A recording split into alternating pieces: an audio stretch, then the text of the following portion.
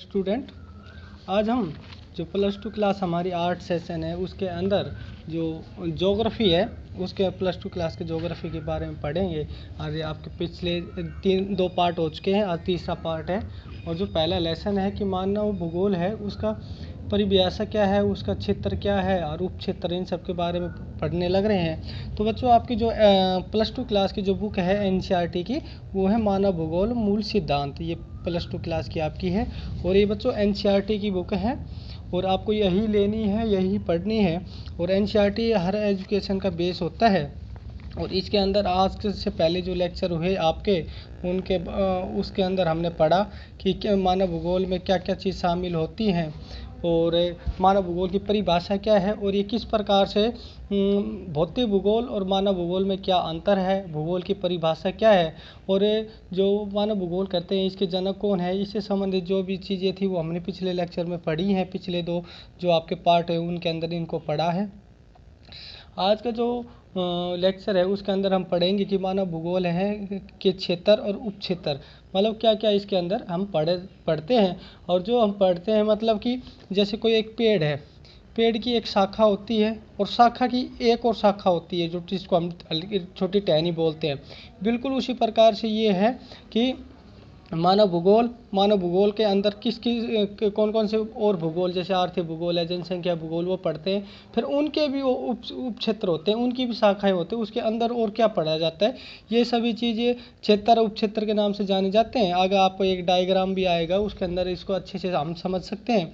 अब यहाँ पर देखते हैं मानव भूगोल के क्षेत्र और उप क्षेत्र के बारे में ज्योग्राफर क्या कहते हैं, उनका क्या दृष्टिकोण है और किस प्रकार से इसके बारे को, इस चीज़ को वो परिभाषित करते हैं।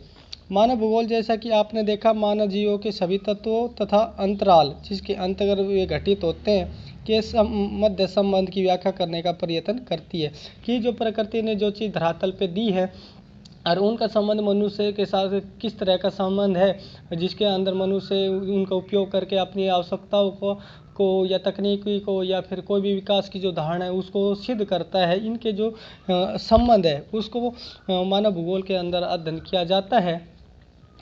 इस प्रकार मानव भूगोल की प्रकृति अत्यधिक अंतर विषयक है, मतलब ये आपस में इतने गहरे से जुड़ी हुई है, इसको अलग करके पाना बड़ा कठिन काम होता है। और इसको अलग करके या इनके संबंध क्या है, इस चीज़ को जानने का प्रयास मानव भूगोल के अंतर्गत किया जाता है।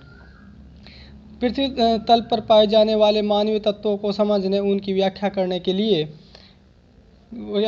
के लिए मानव भूगोल सामाजिक विज्ञानों के सहयोगी विषयों के साथ घनिष्ठ अंतरपृष्ठ विकसित करती है। मतलब जो मानव भूगोल है उसके साथ साथ जो भी सोशलॉजी के या सोशल साइंस के जो और भी सब्जेक्ट हैं उनके साथ किस प्रकार से जुड़ी हुई है, ये सारी चीज़ें इसके अंतर्गत आती है। ज्ञान के विस्तार के साथ नए उपक्षेत्रों का विकास होता है कि मतलब जैसे जैसे हम मानव भूगोल के डिटेल में जाते हैं, उसकी गहराई में जाते हैं, जानने का प्रयास करते हैं, तो हम पाते हैं कि मानव भूगोल का के अंदर जो क्षेत्र हैं और उनको फिर अध्ययन करते हैं तो और ज़्यादा गहराई में जाते हैं, उसके उप क्षेत्रों को भी के बारे में भी हमें पता चलता है। मानव भूगोल के साथ भी ऐसा ही हुआ। आइए मानव भूगोल के क्षेत्र उप क्षेत्रों का परीक्षण करें, मतलब कि देखें कि मानव भूगोल की जो धारणा है या मानव भूगोल में कौन कौन से उप क्षेत्र आते हैं।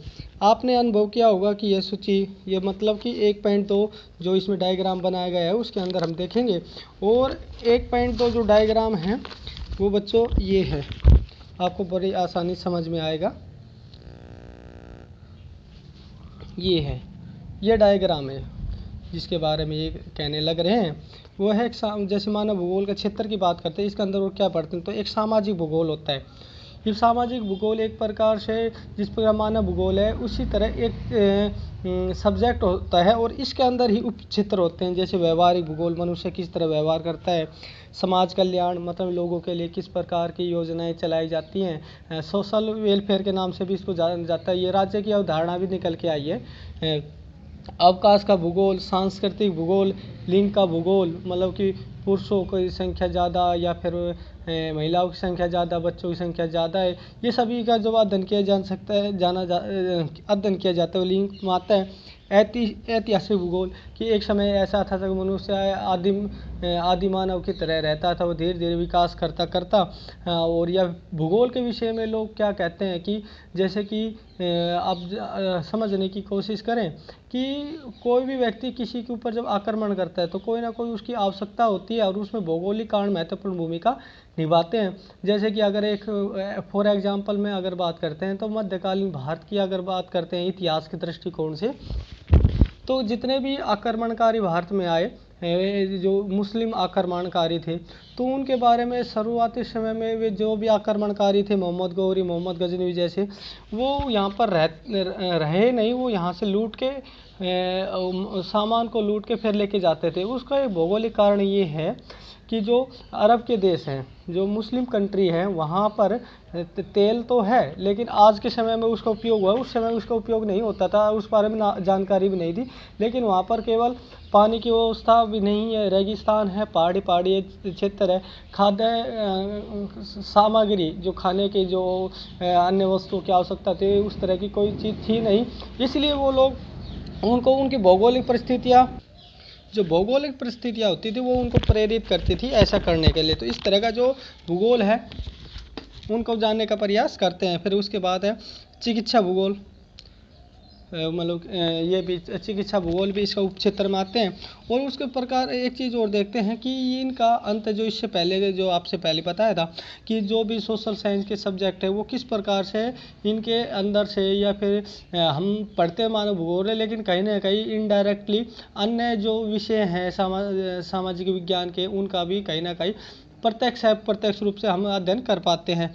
जैसे सामाजिक विज्ञान है, समाजशास्त्र को भी एक प्रकार से हम पढ़ते हैं। मनोविज्ञान, साइकोलॉजी जो चीज़ें हैं वो भी इसके अंदर पढ़ा जाता है। कल्याण अर्थशास्त्र, समाजशास्त्र, मानव विज्ञान, समाजशास्त्र, मानव विज्ञान, महिला अध्ययन जो लिंग से संबंधित पहले बताया था कि जो जनसंख्या के संबंधित जिसमें पुरुषों की, महिलाओं के, लड़कियों की, इन सब का जो अध्ययन किया जाता है वो इसके अंदर शामिल होता है। और साथ साथ महामारी विज्ञान, चिकित्सा की जब बात करते हैं, वर्तमान की अगर बात करें तो जो कोरोना बीमारी या महामारी का रूप धारण कर चुकी है और जो हालात इस देश में पैदा हुए या पूरी दुनिया के सामने एक समस्या बन के आई है, ये चिकित्सा भूगोल से संबंधित है। एक समय ऐसा था जब स्पेनिश फ्लू आया था, काली माता आई थी, प्लेग का रोग आया था। ये समय समय पर जिस तरह की आए हैं और किस तरह इसकी चिकित्सा की गई और भौगोलिक परिस्थितियों का इनका क्या संबंध है, ये सभी चीज़ें इनके अंदर पढ़ते हैं। उसी के साथ साथ एक आता है नागरिक भूगोल, और नागरिक भूगोल के अंदर हम देखते हैं निर्वाचन भूगोल। निर्वाचन मतलब यह चुनाव से संबंधित है। और सैन्य भूगोल, इनका भी अब एक अपना है कि हर समय पर युद्ध करने के जो तरीके हैं, युद्ध करने के तरीके भी सब भौगोलिक स्थिति से निर्धारित किए जाते हैं। जैसे कि एक समय ऐसा होता था जब मराठाओं ने मुगलों के साथ युद्ध किया तो गोरिल्ला युद्ध करते थे, मतलब कि वो ज़मीनें उबड़ खाबड़ की होती थी, रेतीले पहाड़ की तरह पहाड़ होते थे, पठार होते थे, उनमें छिपे जो वार करते थे वो तो एक प्रकार से मैदानी ना होकर वो पहाड़ी क्षेत्र था, इसलिए उनको सैन्य जो शक्तियाँ हैं या फिर सैन्य जो ताकतें हैं या सेना की जो ताकत है वो सभी भौगोलिक परिस्थिति द्वारा निर्धारित की जाती थी। राजनीतिक भूगोल को हम पढ़ते हैं, सैन्य भूगोल को पढ़ते हैं, नागरिक अध्ययन, ये सारे बच्चों एक प्रकार से जो मानव भूगोल के उसके अंतर्गत हम किन किन चीज़ों को पढ़ते हैं और अन्य जो भूगोल है उनका किस प्रकार से इनके साथ संबंध है, ये सभी चीज़ें इसके अंतर्गत आती है। जनसंख्या भूगोल, आवासीय भूगोल, आर्थिक भूगोल भी एक पहलू होता है जिसके अंदर हम पढ़ते हैं संसाधन भूगोल, कृषि भूगोल, उद्योग, विपणन, पर्यटन मतलब ये जो टूरिस्ट हैं ये भी किस प्रकार से लोगों को आकर्षित करते हैं। जैसे अगर आप बात करें तो जम्मू कश्मीर का जो क्षेत्र है, जो बर्फीला क्षेत्र है, वहाँ पर जो लोग रहते हैं उनका आय का साधन ज़मीन, उद्योग, फैक्ट्रियाँ न होते हुए वहाँ पर जो पर्यटन आते हैं, जो घूमने वाले लोग आते हैं, उनके वो सारी चीज़ें उनको प्रभावित करती है, आकर्षित करती है। जो प्रकृति ने वहाँ पर स्थापित किया है, प्राकृतिक माहौल जो वहाँ पर मिलता है, ये सभी चीज़ें, जैसे मनाली का आपने नाम सुना होगा या उत्तराखंड हरिद्वार के बारे में हम जानते हैं, तो ये सारी चीज़ें ऐसी हैं। जो गोवा की अगर बात करें तो समुद्री एरिया है, क्षेत्र है, ये सभी के सभी भूगोल के अंतर्गत आते हैं। और स्पेशल इनका एक विशेष टाइटल या एक विशेष शीर्षक के रूप में या स्पेशल इनका नाम दिया गया है कि तो और आसानी से हम इसका अध्ययन कर सकें। अंतर्राष्ट्रीय व्यापार का भूगोल, अंतर्राष्ट्रीय व्यापार के बारे में कि एक देश का दूसरे देश तक किस तरह व्यापार किया जाता है, ये सभी आपके इस मानव भूगोल में आएंगे। कि और जब आप अंतर्राष्ट्रीय व्यापार की बात करते हैं तो व्यापार करने के तरीके, जल मार्ग के द्वारा, स्थल मार्ग के द्वारा, वायु मार्ग के द्वारा, ये सभी इसके अंदर अध्ययन किए जाएंगे। परिवहन के साधन क्या क्या हैं, ये सारी चीज़ें इसमें हैं। और आज के इतना ही कि उपक्षेत्र ये डायग्राम आपको समझाना था। और एनसीईआरटी की बुक लेनी है, घर बैठ के तैयारी करने हैं। और आपको पास शायद सूचना भी आ गई होगी कि 10 जून को आपका यूटी है। अब तक जो पढ़ाया जाएगा उसके ब्याह पे ही, उसके आधार पे ही आपके यूटी होंगे, उसकी भी घर बैठ के अच्छे से तैयारी करें। तो आज के लिए इतना ही, धन्यवाद।